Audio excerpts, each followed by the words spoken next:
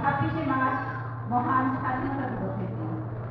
এবারে আমাদের আজকের অনুষ্ঠানের সম্মানিত প্রধান অতিথি হবিগঞ্জের কৃতি সন্তান গণমানুষের নেতা এনামুল মুস্তফা শহীদ, মাননীয় মন্ত্রী, সমাজ কল্যাণ মন্ত্রণালয়ে দৈনিক হবিগঞ্জের আয়না পত্রিকার শুভ উদ্বোধন ঘোষণা করছেন, শুভ উদ্বোধন করছেন মার্চ ইন্ডিয়া প্রজেক্টরের মাধ্যমে।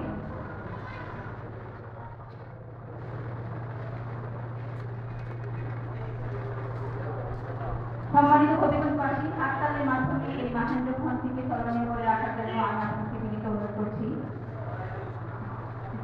সততা এবং পরিবর্তনের দায়বদ্ধতা নিয়ে এই পত্রিকাটি হবিগঞ্জে আত্মপ্রকাশ করতে যাচ্ছে।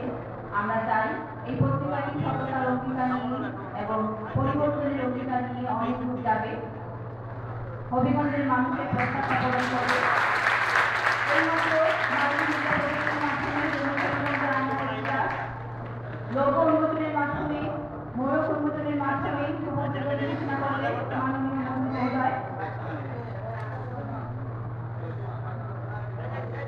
সম্মানিত সচিব, হবিগঞ্জের আয়না পত্রিকা লোগো